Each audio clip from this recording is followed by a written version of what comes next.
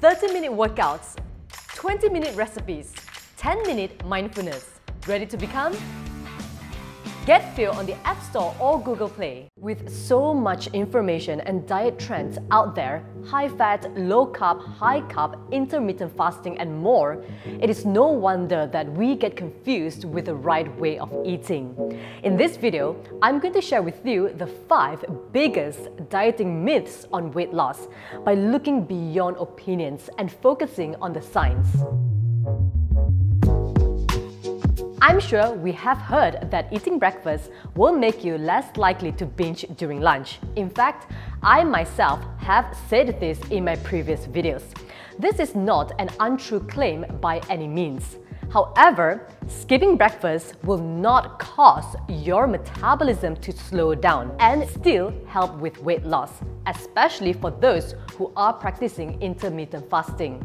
The bottom line is, if skipping breakfast makes you more likely to binge later on in the day on unhealthy snacks because you are extremely hungry and struggle to make wise decisions, then don't skip breakfast. But if you genuinely are not hungry, you don't have to force yourself to eat breakfast.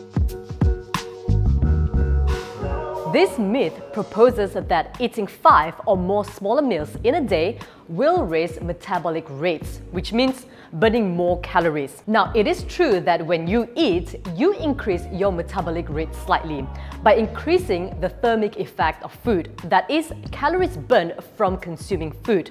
However, the additional number of calories burned is very minimal, at less than 10% of the total amount of calories you burn in a day. This means your food intake frequency has a negligible effect on metabolism to help you lose weight long term. If you want to lose weight and sustain a healthy weight long term, eating more frequently isn't the most reliable method.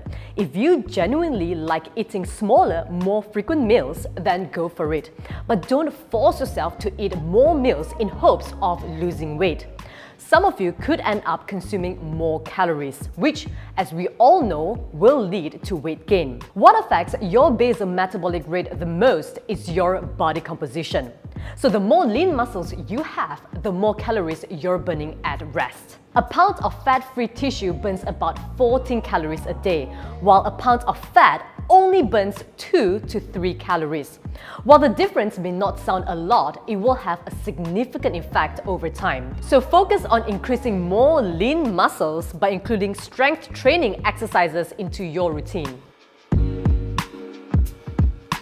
Intermittent fasting has a growing following, and I'm sure some of you might be on this eating pattern as well. For those of you who might be new to this, intermittent fasting is the practice of consuming no or very few calories for a time period that can range between 12 to 16 hours, and limiting their feeding window to between 8 to 12 hours. This has been said to be effective for overweight adults because of the fat metabolism benefits that kicks in as the body switches to fat as a source of fuel, which occurs after 12 hours of fasting. Saying that, however, intermittent fasting isn't the only way to tap into fat metabolism. Caloric restriction has been shown time and time again to increase fat metabolism, especially when combined with exercise. Both exercise and nutrition influence fat metabolism. For some individuals, exercising while fasting can be a huge challenge, and this can result in a decrease of cognitive function and also your physical performance. Now, the bottom line is, to manipulate our body's weight up or down, we need to manipulate the energy balance equation. Both calorie restriction and fasting can considerably reduce calorie intake and bring about similar health benefits. In a way, they're like siblings because studies on fasting initially emerged from the work of calorie restriction. What's most important when it comes to weight loss is to follow a sustainable lifestyle. If intermittent fasting works for you, then great! But if you're forcing yourself to follow this eating pattern but unable to sustain it long term, then you must find an eating pattern that works for you. I'm sure you have come across this common phrase, eat clean. What does it mean? Eating clean means eating whole foods rich in nutrients which are minimally processed. Yes, all of us should strive to eat clean. The issue comes when they solely focus on quality and ignore quantity. It's all about consumption. Overeating calories will result in weight gain, and undereating calories will result in weight loss, regardless whether it is good or bad calories. Does this mean that if you watch your calories, you can consume processed food and still lose weight? Yes and no, because not all calories are created equal. If you consume more good calories, you will be feeding your body with essential vitamins and minerals, have more energy, feel satisfied, hence eating less and improving your overall state of health. Now, if you have a diet filled with bad calories, you'll suffer from lack of energy, poor health, and your body will be lacking the vital vitamins and minerals it needs to perform at its optimum. And you will be craving for a lot more bad foods. The bottom line is, aim to eat clean while being conscious of how many total calories you consume in a day. This leads on to my final myth. Yes, counting calories and limiting your daily calorie intake will lead to weight loss. But let me ask you this. Are you prepared to count calories and control what you eat forever? Let's be real and ask yourself, how long can you stick to a strict regime? Weighing out all your food, counting every single nut, having no social life by avoiding eating out or at your friend's house because you're trying to maintain that strict regime. This sounds really depressing. As I've mentioned before, not all calories are created equal. You may think that you can drink diet sodas all day long because they contain 0 calories. But know this, they will cause damage to your body, your metabolism, and your gut microbes long term. Eating processed and artificially developed low-calorie foods can actually lead to weight gain because they interfere with our body's natural way of breaking down and storing food.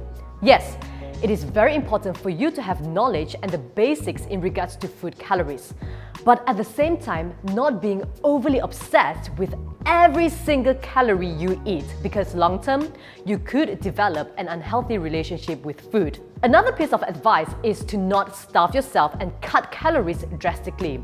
This is unhealthy and not sustainable. If you want to lose weight and keep it off forever, you need a modest calorie restriction that you can simply continue and never stop. The bottom line is, it is not one or the other. Yes, be aware and know the calories in food. At the same time, practice mindful eating and nourish your body with wholesome, clean food. So, which are you? Are you a breakfast person? Do you prefer having more smaller meals or fasting and eating big meals? Whatever your eating preference is, remember this. All dietary patterns should be derived from one simple principle, which is energy balance. Overeating calories will result in weight gain, and undereating calories will result in weight loss, regardless of the time you eat in the day or the source of calories. What other dieting myths have you come across? Do let me know in the comments below. If you like this video, do give it a thumbs up, share this video on, and remember to subscribe to my YouTube channel and hit the notification button so that you will get notified every time I share a new workout video, recipe video, or even nutritional tips. All the best!